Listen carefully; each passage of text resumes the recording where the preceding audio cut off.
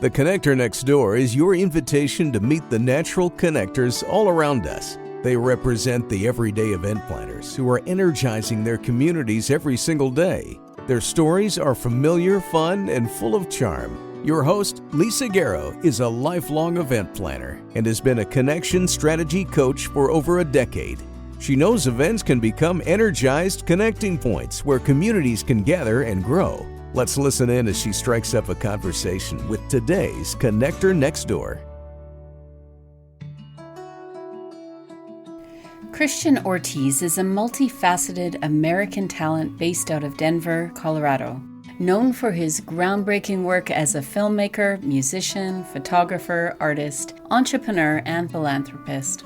He has been bridging creativity and business for years, specializing in helping creatives build sustainable businesses while empowering companies to create meaningful, impactful brands. Through his innovative social media management company, Mode Atlas Media, Christian has helped hundreds of brands align their digital presence with their core values, fostering growth that is both innovative and socially responsible.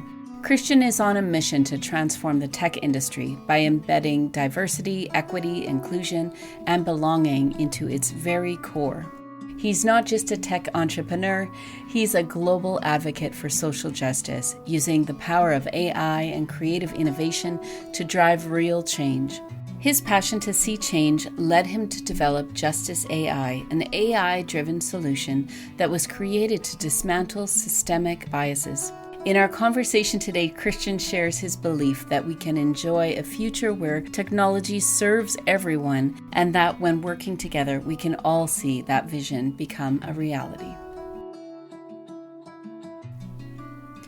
Welcome everyone back to the Connector Next Door. And I have had now for 4 seasons just this joy of walking next door virtually to visit with connectors all over the world. And if you have been listening in, I do hope that you have really found that fire to start planning and promoting your events with connections right at the foundation of your planning. Today we get a chance to visit with Christian. Christian, you are a dear friend of mine, Grace G of Grace G Art. I'm so thrilled that you and I get to have this conversation about connection. Welcome here. Thank you so much for that intro and for that perspective.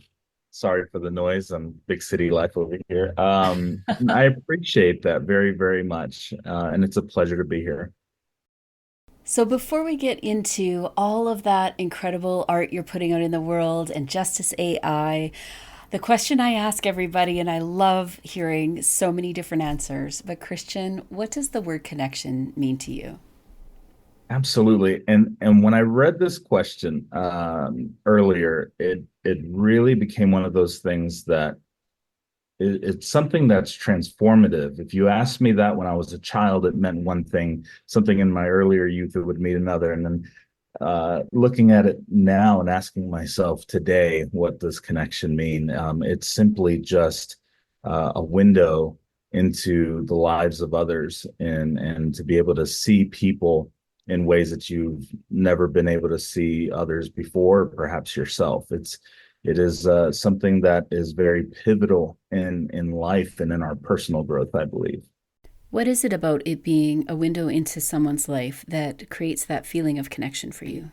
Yeah, for sure. And it may be just the type of person that I am, right? The types of connections that I try to build. I work with people day in and day out in so many different capacities professionally and, working with them through photography and from creative standpoints and creative spaces.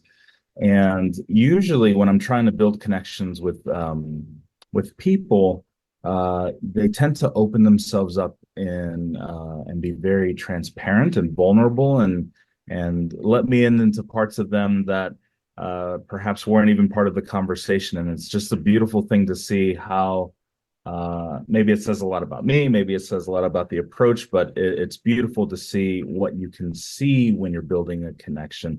And I always look at it as just a little peek, a window into someone's soul or who they really are.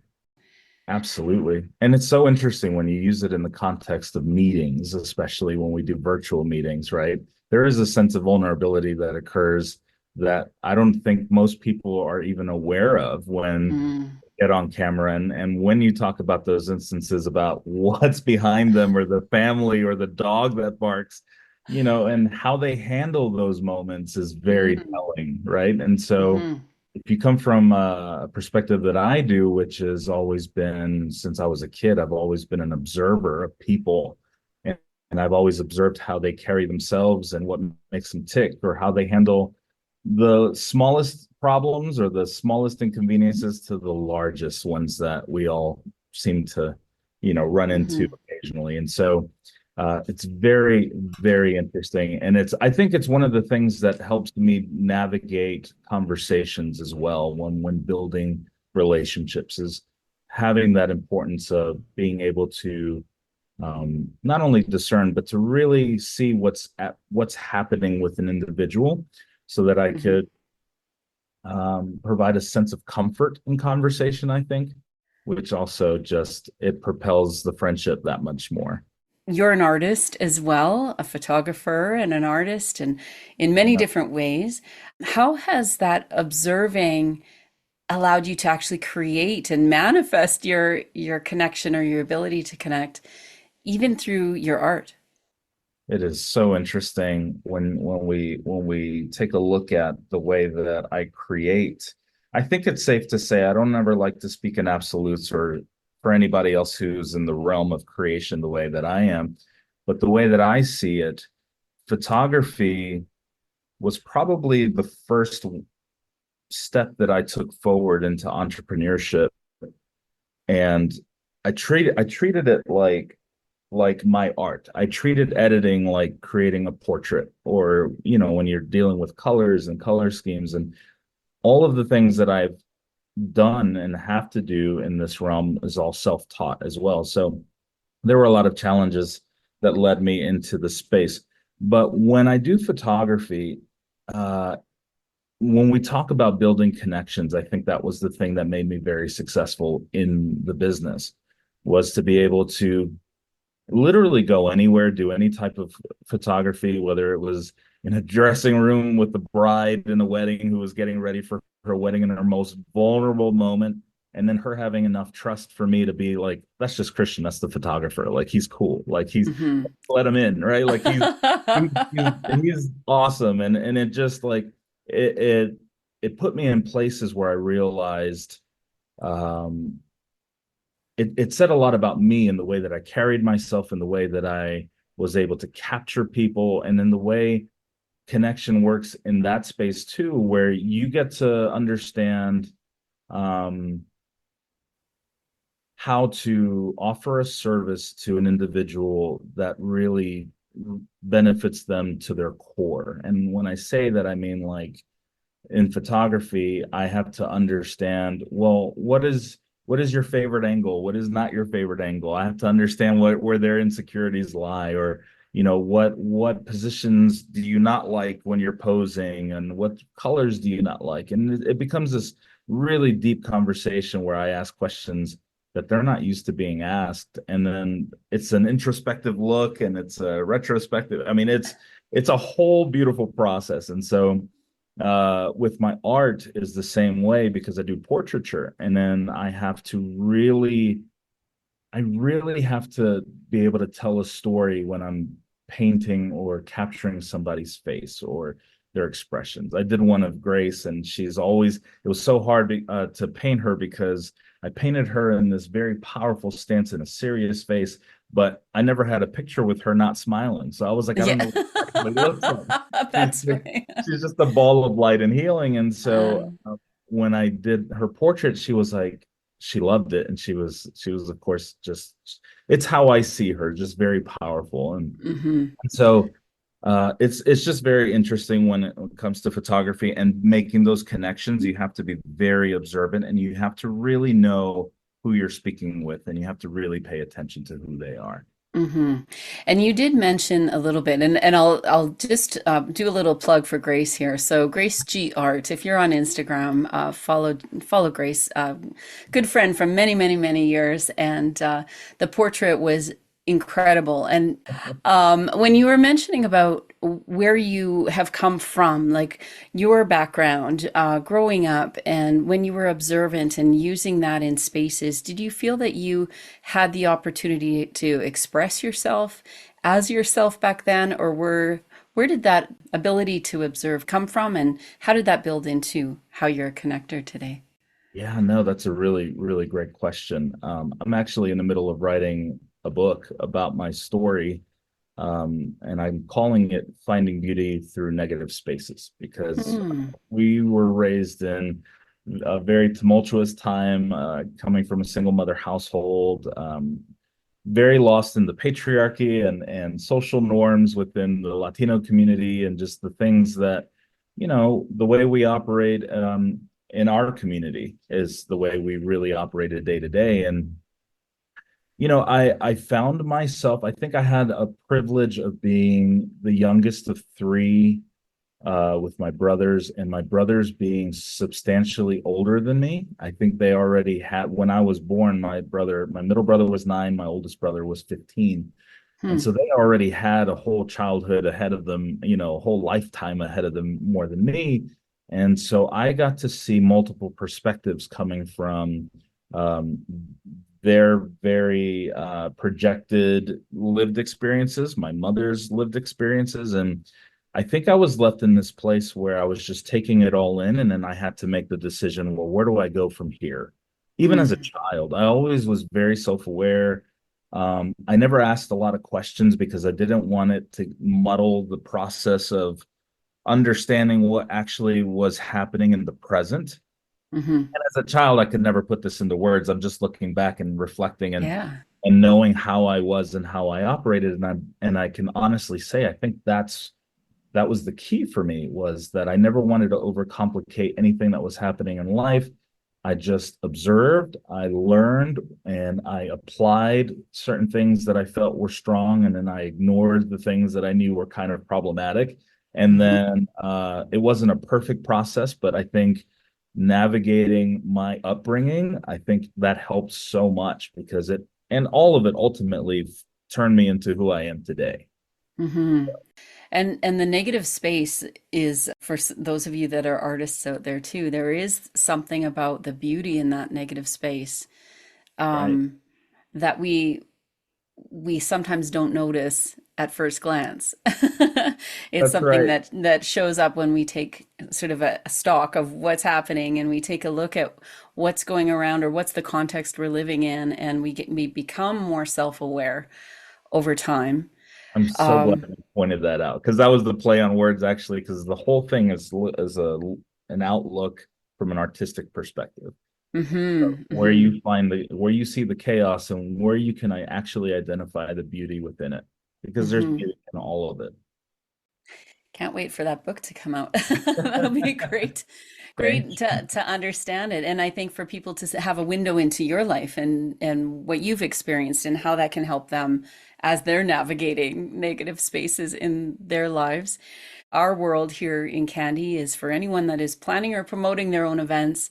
They are out there doing the work. They're on the street doing the block party. They are, doing that fundraiser for a community organization, or they're working in a corporate sense where they're bringing teams together or trying to find ways to connect people together.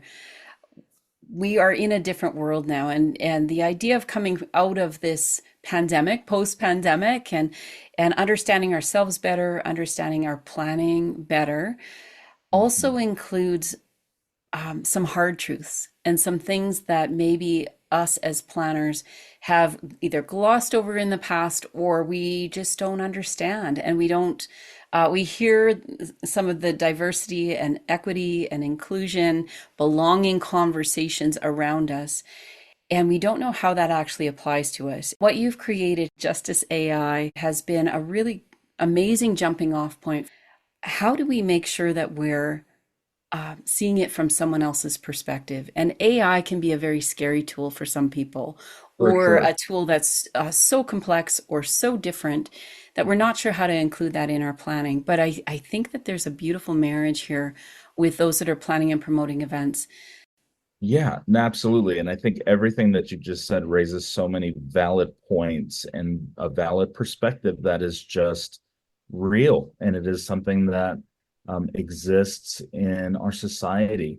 Um, so to jump into it, I've been a social activist for years, for over a decade. And I had my first racial awakening in Georgia here in the States, in the United States, where I was very young. I was probably 11 going into 12 years old, that got met with racism firsthand, where it was directed towards me for the first time in my life.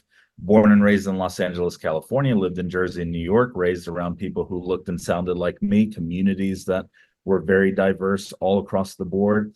Was there discrimination? Absolutely. Was there toxic ways of being? Absolutely. But I had never experienced racism in the flesh, and it was something that just stuck with me for all of time, like for my whole life. And as I became older and got involved in the politics, and I started educating myself and understanding how to navigate these conversations and recognizing what terminology we had versus what we didn't, I just knew that this is where my life was headed in terms of like my purpose.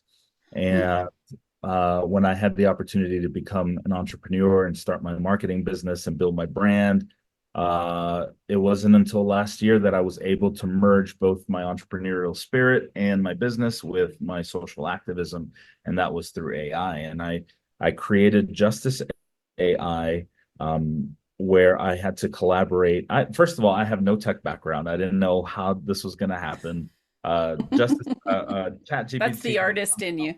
That's the artist in me. It's the ADHD. It's all of the things that definitely how I operate. And OpenAI released ChatGPT around 2022, and I was exposed to it a little bit, and I was like, oh, this is going to be something massive. By 2023, they released ChatGPT 3.5 to the mass public, and it exploded. And I wanted to see if I could use it for my social activism and to see if I could write articles or if it could help me write or understand concepts of social activism. And the short answer was that it was clueless. It was completely filled with Eurocentric biases and biases within society that we are never taught. We are never taught to identify. We don't have these conversations to understand what any of this means when it comes, to actual literature for this. And I immediately said, I saw the problem. I was like, this is an issue. And if AI is truly not going anywhere for the next couple of years, then the potential for it to be scary is it becomes a reality. It will become a scary reality. And so I collaborated with over 560 BIPOC individuals and individuals from marginalized communities, from the disabled to women of color, the queer community, psychologists, social psychologists, doctors, scientists, you name it, all across the board. I found them all through LinkedIn and community groups, and they each had over 30 years of knowledge within the conversations of DEI, since before DEI even became a global conversation. So they have been in this space preaching to the choir when nobody was listening, to creating, books and articles and all of this information. And they were each so gracious to be like, yeah, just take it all and program this thing because we need this. And they understood the goal. The goal was to create a culturally competent AI chatbot that anybody who's anybody could use. And in the process of creating this, the one thing that I came to realize was that topics like discrimination and racism and colorism and all of these things, these isms, they look completely different all around the world because they all stemmed from the same concept, but they've been weaponized and utilized in so many different ways. They're truly tools of white supremacy and the patriarchy and all of these systems that have been put in place that people don't want to talk about because they have these inherent sense of guilt, or they don't know how to navigate it, or they feel like the finger's being pointed at them, when the reality is that they had nothing to do with it. They're just a byproduct. We're all a byproduct of these systems. And so when we are all taught relatively the same education, when we all come from relatively the same backgrounds outside of class, we're all identical. And so it was a beautiful realization to understand that it didn't matter whether you were a white person, a Latino person, your ethnicity, whether you're African American, Black, from Africa, South African, like we all have something to learn in this space. And Mm-hmm. so we have this global education that is at your fingertips, that is programmed by the educators, the ones who have done the research, the ones who have been in the space. Then the world now has access to a tool to become culturally competent. And I think that when we are able to do that, we're able to understand the perspectives and then digitally build these connections, which ties into this wonderful conversation we're having, which is where, how do I become culturally competent when I'm in business to learn how to better serve an audience that doesn't look like me? And that was the biggest takeaway for me when I'm implementing this to business owners and entrepreneurs, and people who have to deal with people who sometimes don't look like you or don't have the same backgrounds for you, and maybe they grew up, like you said, they have totally different upbringings and socioeconomic issues, and like, how do we have a conversation with individuals like that? And so the struggle in this entire piece of it is that it's hard to have these conversations with individuals without risking the reality of triggering trauma within people who have really been through it. And Mm-hmm. so yeah, I can't have this conversation with my mom without her going back to her upbringing and remembering raising three boys in the craziest cities in America, barely scratching the surface, being able to pay the bills. And it brings so much up. And so I Mm-hmm. wanted to have a tool that you can literally ask it anything about these topics. And now Wow. it removes the emotion out of it in its response. It doesn't point the finger. It doesn't say, I can't believe you asked me that. How dare you? Or, it is this educational, very well put together, very wordy, very in-depth education in the moment to be able to uh, educate you in whatever you're just trying to figure out, which it's been powerful for so many people. Oh, I'm sure. And what is fascinating to me, we can be in a place of quote unquote power as planners because we do have the ability to set our speakers up. We can hire people to train. We can open the doors to people or use language to attract people to our event. Right. And how we do that matters. And so when you're talking about having a tool that we can be using, not only that will maybe help us save face, because I appreciate what you're saying there, but it really, Yeah. to have a conversation with a real person is also valuable for sure.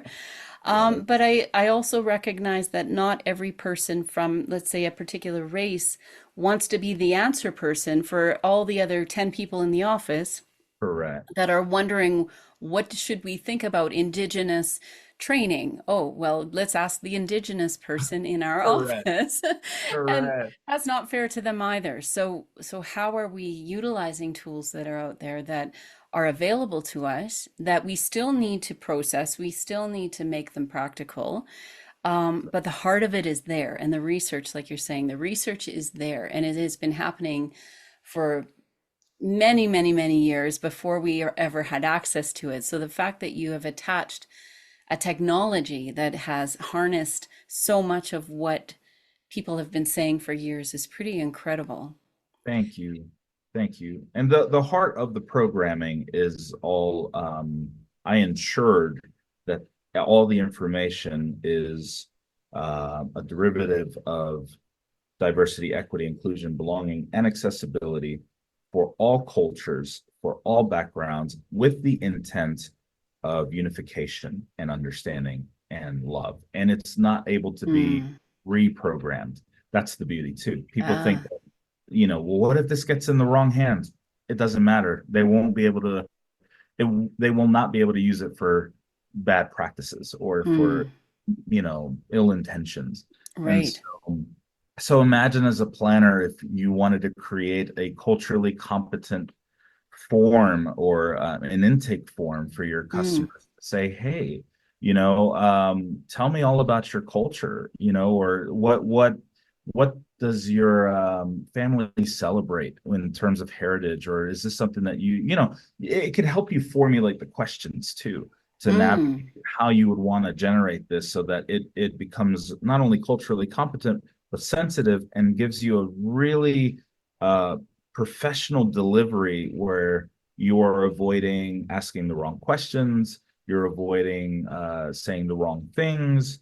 The software will keep you in check, but it does it in such a friendly way. It'll just say, hmm want to rephrase it this way, or let's not do, and it'll explain to you Yeah, why it's problematic. And so yeah. it really is an in-depth tool that I think is, I recommend it, and I think all businesses should use it. But I can see the millions of ways that it's being used, and the ways that it can be used, and it's just fantastic. Well, and I've seen a couple of examples that you've put on social media where you'll actually feed it something and then you show what it's actually Yes. sharing with you. I'll say, it feels like somebody's actually compiling an answer. It allows you to see the big picture. It allows you to hear from their perspective. And again, there have been lots of things that when I'm watching some of those, where it's like, oh, I wouldn't have thought of it that way, or this is a Right. microaggression, or this is something that I need to be personally careful of. And being uncomfortable doesn't necessarily mean that we're on the wrong track. I think it means probably that we're on the right track. Oh, absolutely. There is so much discomfort that comes with this journey, and I think that's what we're not prepared for when we have these conversations. The level of like, oh, I don't like the way that felt, or oh, I feel like this, or my deconstruction from my entire life, realizing all of the things that I was, all of the spaces I was in, the types of ways that I thought, the I was like, oh my gosh, I've been a douchebag for half my life and I had no idea. It's like these feelings that you get when you're like, it's this realization that we struggle with, but we have to realize that you have to get there to get to the other side, because the other side is Right. like, hey, we all have been there. We have all been there, and it is okay. And it is Yeah. just part of the growth. I And love that. understand that it makes it easier. Yeah, yeah, exactly. And I know that you're involved in a lot of different events. You've got, you're a speaker at conferences, but you also participate in community events. And I think, if I'm remembering correctly, there is a jazz festival that happens in your area. Is that Yeah. right? Or where you grew up? I'm not sure if it was where you grew up or where you're living now. It's right here in Denver, the Five Points Jazz Festival. Yeah, it goes That's on. the one. Yeah. Tell us a little bit about how you see events in the community and how those events are creating better connections with the people that live there. Yeah, absolutely. So I'm in Denver, Colorado, and so I live in a very historical area called Five Points in Denver. And so this was one of the first neighborhoods during segregation that allowed African Americans to go to theaters and go to places and have businesses and thrive. And so we have a lot of the populations that have succeeded out of segregation here that still pay tribute to those times. And so they have the Five Points Jazz Festival. Of course, they're trying to gentrify the areas a little bit. So there's a little clash there, but you can see the history, you can feel the pride, you can see the African American wealth communities here that are just, they've been here forever. They have beautiful homes, and like everything that the states will tell you doesn't exist is here, right in this neighborhood and neighborhoods like it. But I also I co-host the what we call the Tri-City Latino Festival in Columbus, Georgia. Mm, I've been a part of them for about 8 years. I think this is my eighth year, and it is a festival that attracts about anywhere between 5 to 10,000 individuals on a single day event, and it is to share Latino culture, where we have Latino vendors who fly in from South America to be a vendor in our festival and bring authentic food and music. And to answer your question, the way I've seen all of these events, and I'll talk about one more that I just became a part of. That's was my goal of coming into Denver was we have an area called Westwood that's primarily Asian and Latino. And what a lot of people don't know is that the Asian and Latino communities have so much in common, from the way we raise our kids to the food that we eat, the spices that we use, like so many intersections of commonality there. And they just started an event called Saigon Azteca, where we merge both communities together in Westwood. And then it's a Latin Asian fusion event that literally invites all of Denver to eat fusion foods, listen to fusion music, like both cultures. And it's a celebration of everything we bring to the table. And what it does, what I've seen it do to communities, is not only fosters connection, but you get to have a lived experience from communities that operate completely different from yours. If you're a white person, or an African American person, or an Indian person, you get to see all of these different cultures and communities come together. And because we all come together, no matter your backgrounds, that is where the community is built. That is where we now build the connections as a community to say, hey, it's safe over here. You're a brother and sister too. Like, come and eat some food. Let's go hang out. It becomes like a cousin block party, right? Like we used to have. And it's a beautiful, beautiful thing. And all it really takes is the courage for somebody to get out of their comfort zone and just show up, because we'll do the rest. Right. And so, doesn't that speak to sort of the core of connection being around a table or around food, or if you're creating something with your hands and you're sharing it with somebody, because those are things that are coming from who we are and what we value, and the things that we hold dear usually show up on our tables, or usually show up somehow in the crafts that we do, or in the craft that we, in our business, whatever that is.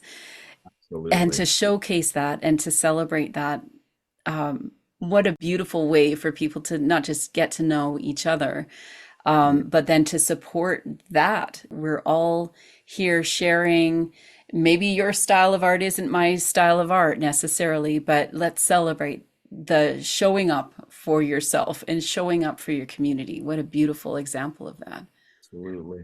Absolutely. And I could imagine, I mean, the parallels are almost identical, I would assume, in the planning world, when you're putting these things together, because it doesn't matter, even if everyone in the room looks like you're still different individuals with different lived experiences, with different tastes and different food. And, there's always that one person that stands out above the crowd. And like, I know this because these were my events that I go to as a photographer. I have to know the ins and outs of, I have to coordinate with the planner, I have to coordinate with the bride, I have to coordinate with the groom. And I have this ability to now be in places that I've never been in and think about things that I've never been in. And it's what ties this whole thing together. It's a beautiful existence. Amazing. Thanks for showcasing what Justice AI can be for us, and that ripple effect that we can have when, especially if we're having 100 or 1,000 or 10,000 people at an event, and we have put the diversity, inclusion, belonging framework together right at the beginning, right at the heart. And here in Candy, we talk a lot about connections first. So planning and promoting events with the connections at the foundation. And the same thing, I think, with what you've created. If we start having those conversations internally with our teams first, if we start showing up more curious, if we start using language that is more inclusive, if we create opportunities for people in our plan to be heard and seen, it does change the face of our communities. What kind of advice would you give to a planner that has maybe, let's say, been unconscious to the inclusion, the belonging words that kind of float over our heads sometimes, and we're not sure where it fits, so we just kind of leave it for another day? What kind of advice or encouragement could you give to those that are listening today that are feeling like, well, where do I start? Yeah, absolutely. And that is such a valid and wonderful question, because that is the question that brings you into the space. When you're able to say, where do I even start? The fact that you even want to start says so much, right? I think in this space, when you don't have the words, the terminology, the tools, and you don't know where to go because there's so much information out there, and now you know that there is a tool that can give you what you need. um, the first step, I think, the first bit of advice that I would always give is to give yourself grace, first of all, and you have to love yourself, and none of this has anything to do with pointing the finger or the judgment for self. We have to overcome that initial step because we get so stuck in the I'm afraid of how everybody's going to perceive me, even though I'm making an effort. And I've seen this in this fight of trying to build community, is I hear that a lot from my white friends who are like, well, I'm just doing it wrong, so why am I going to do it anyway? And I get it because it's very frustrating.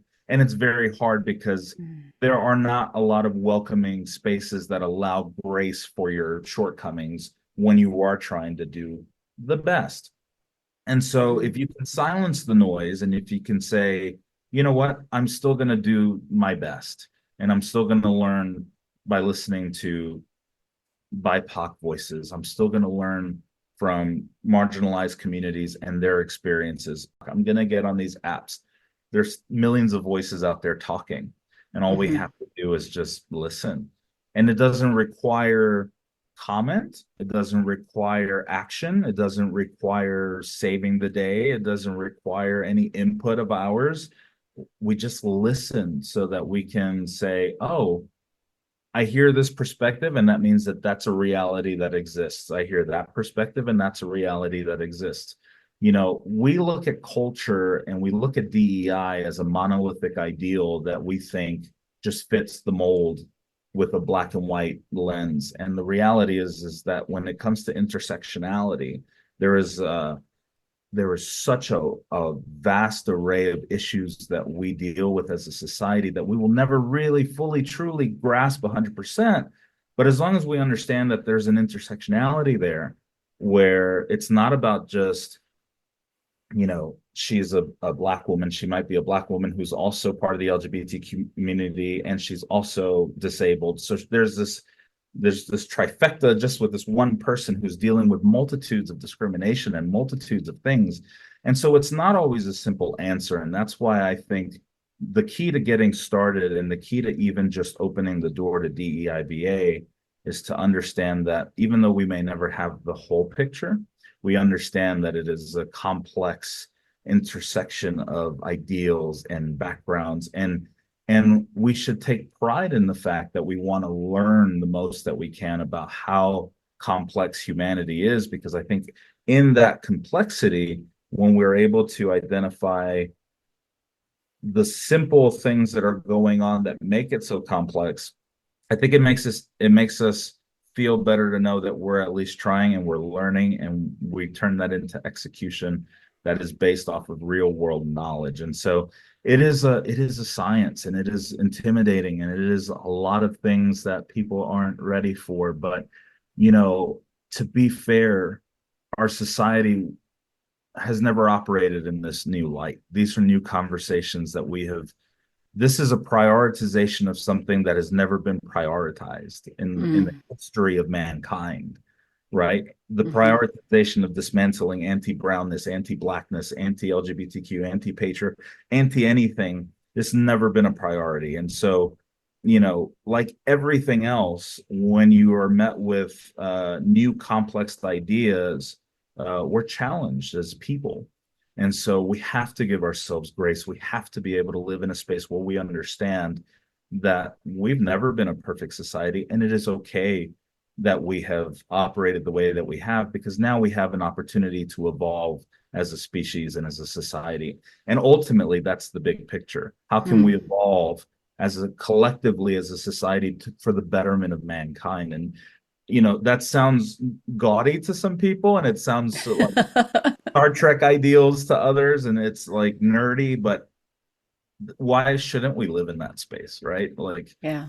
why can't we grow collectively? And if I can contribute to the collective that way, absolutely, I'm jumping in it. Yeah, I love that. I'm encouraged through this conversation, and I know if you're listening to this, there is always a place to start. We don't have to wait for an invitation to Well, I was going to say we don't have to wait for an invitation to participate or to check out Justice AI. But I would throw in there too, you don't have to wait for a personal invitation to buy a ticket to the Latin Festival, to go to events here in Calgary. We've got incredible festivals, probably some that you would never have thought of buying a ticket for. The more that we can be curious about what else is going on around us, get out of our own backyard now and then, and find people like yourself that can lead us on a journey, give us some options, and get us excited about what's possible at our events. Thank you so much for taking the time today. I would love for people to connect with you and to find the tool and continue this conversation. How can they do that? Absolutely. I try to make it so that I'm easily found. There is no doubt about it. The Real Christian Ortiz is usually the brand that you can find on Instagram, on TikTok, on Facebook. It's Christian Ortiz Modest Roots, because that's one of my bands that I started ages ago. It's like one of those MySpace things that you never change. And I'm also on LinkedIn, Christian Ortiz. And yeah, if they see the picture on the bio, they can't miss me. They can't miss you. Thank you so much. I'm really excited to share this conversation and to let people know that there are ways out there that we can connect better in deeper ways, and in ways that we can really see each other in the boxes that we're in, and then call each other out when we can to something new. Thank you, Christian. Thank you so much. The Connector Next Door podcast is produced by Candy Event Consulting, where everyday event planners and their teams gain clarity, get connected, and grow in confidence. Subscribe at www.candyconsulting.ca to hear visits with everyday event planners who are putting connections first.